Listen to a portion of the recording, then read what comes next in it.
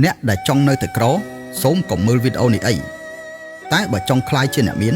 សូមមើលវីដេអូនេះឲ្យដល់ចំណុចសំខាន់ទី5ខ្ញុំសូមចែករំលែកនៅ5ចំណុចរបស់លោក Robert Kiyosaki ដូចតទៅនេះ 1. ត្រូវចេះគ្រប់គ្រងលុយឲ្យបានល្អដូចជារៀបចំថវិកាប្រចាំខែឲ្យបានត្រឹមត្រូវចែកលុយជាផ្នែកសម្រាប់ចាយតាមរូបមន្ត50 30 20 50% សម្រាប់ការចំណាយចាំបាច់ 30% សម្រាប់ការចំណាយតាមបំណង 20% សម្រាប់ការសន្សំនិងវិនិយោគកត់ត្រាចំណូលចំណាយឲ្យបានត្រឹមត្រូវបង្កើតមូលនិធិគ្រាអាសន្ន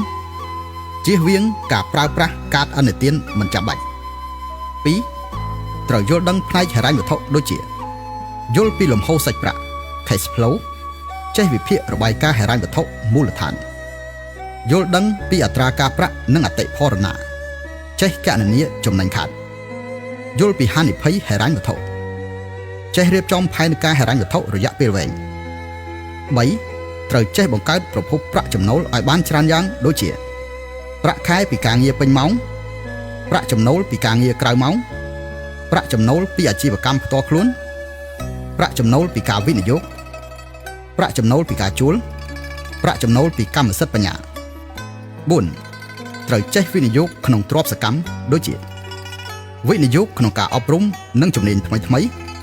វិនិយោគក្នុងអចលនទ្រព្យវិនិយោគក្នុងមូលបត្រវិនិយោគក្នុងអាជីវកម្មវិនិយោគក្នុងគម្រោងដែលផ្ដល់ប្រាក់ចំណូលទៀងទាត់ជៀសវាងការទិញទ្រព្យអកម្មច្រើនពេក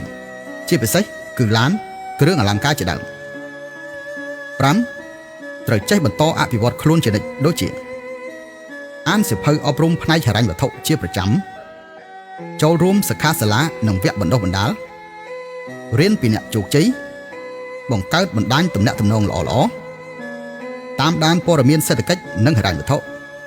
ចេះស្វែងរកឱកាសថ្មីៗមានគ្រូណែនាំល្អក្រៅពីនេះក៏នៅមានគន្លឹះសំខាន់បន្ថែមខ្លះទៀតដូចជាចាប់ផ្ដើមពីតិចហើយធ្វើឲ្យបានទៀងទាត់មានគោលដៅហិរញ្ញវត្ថុច្បាស់លាស់មានវិន័យក្នុងការអនុវត្តមានភាពអត់ធ្មត់ក្នុងការរងចាំលទ្ធផលកំចាយវាយខ្ជះខ្ជាយរៀនពីកំហុសនិងបរាជ័យមានផ្នត់គំនិតវិជ្ជមានជានិច្ចការអនុវត្តតាមចំណុចទាំងនេះមិនធានាថាយើងនឹងក្លាយជាអ្នកមានភ្លាមនោះទេប៉ុន្តែវានឹងជួយឲ្យយើងមានលទ្ធភាពកាន់តែច្រើនក្នុងការបង្កើតទ្រព្យសម្បត្តិនិងសម្រេចគោលដៅហិរញ្ញវត្ថុរបស់យើង